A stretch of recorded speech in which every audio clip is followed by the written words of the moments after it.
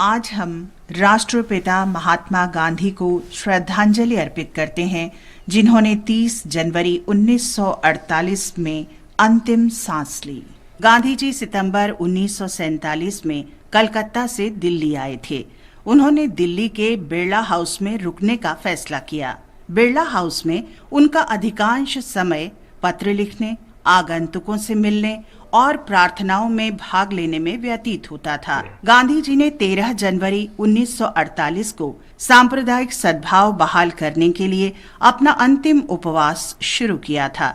इस उपवास के 7 दिन बाद ही 20 जनवरी को गांधी जी की हत्या का प्रयास किया गया था, जब एक व्यक्ति ने बिरला हाउस पर बम फेंका।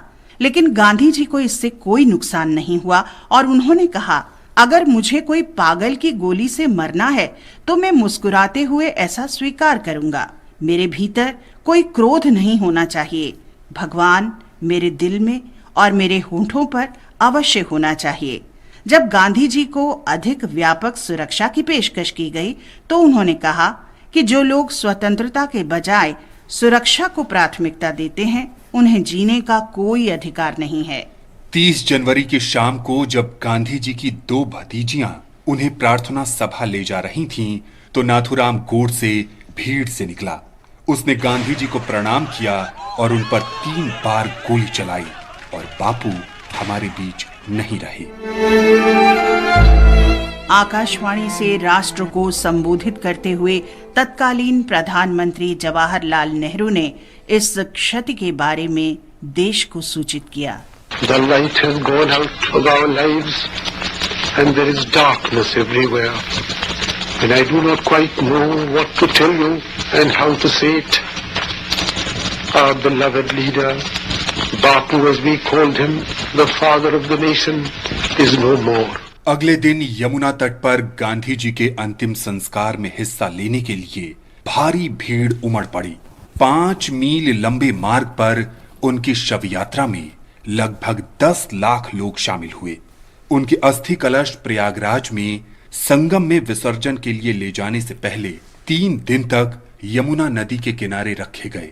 नई दिल्ली में राजघाट पर बनाई गई उनकी समाधि उनके लाखों अनुयायियों के लिए एक तीर्थ है, जिस पर अंकित हैं 2 अक्षर, हे राम।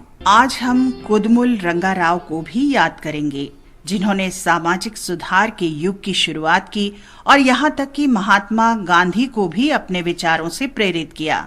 कासरगोड में एक गरीब परिवार में जन्मे रंगाराव ने शिक्षा के माध्यम से सशक्तिकरण की कल्पना की थी और 1890 के दशक में सामाजिक परिवर्तन को गति प्रदान की। रंगाराव ने पंचमा स्कूल खोले। बच्चों को स्कूल में उपस्थित रहने के लिए राजी करने के वास्ते उन्होंने बच्चों को मध्याह्न भोजन और माता पिता को प्रतिदिन 2 पैसे देने की व्यवस्था की, ताकि उनमें रुचि विकसित की जा सके और बच्चों को विद्यालय भेजने के लिए परिवारों को प्रेरित किया जा सके।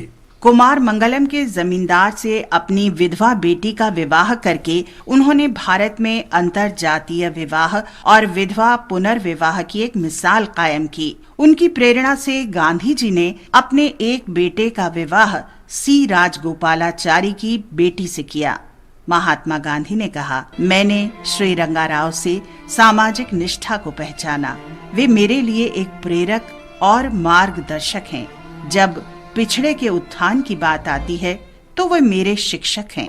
कुदमुल रंगाराव ने 30 जनवरी 1928 को मंगलौर में अंतिम सांस ली। महान आत्मा को श्रद्धांजलि। 30 जनवरी को माखनलाल चतुर्वेदी की पुण्यतिथि भी है।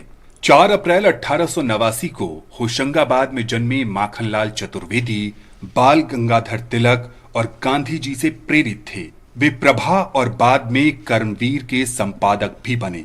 ये पत्रिकाएं ब्रिटिश साम्राज्यवाद के खिलाफ जनता को जागरूक करती थीं। ब्रिटिश सरकार ने उन्हें कई बार जेल भेजा और उनकी पत्रिका को जबरन बंद कर दिया, लेकिन अंग्रेजों की ज्यादतियां वीर देशभक्त कवि की इच्छा शक्ति को कभी नहीं झुका सकी। जेल से बाहर आने के बाद माखनलाल ने अपनी पत्रिका फिर से शुरू की। आजादी के बाद माखनलाल ने सत्ता में हिस्सा लेने से इनकार किया और भाषण तथा लेखन के माध्यम से लोगों को प्रोत्साहित करना जारी रखा। वे एक समता मूलक समाज के निर्माण के लिए महात्मा गांधी द्वारा दिखाए गए मार्ग पर चलते रहे। 1955 में उनके काम के लिए उन्हें हिंदी में पहले साहित्य अकादमी पुरस्कार से सम्मानित किया गया और भारत सरकार ने उन्हें 1963 में पद्म भूषण से अलंकृत किया। माखनलाल चतुर्वेदी ने 30 जनवरी 1968 को भोपाल में अंतिम सांस ली। इस महान राष्ट्रवादी को हमारा सादर नमन।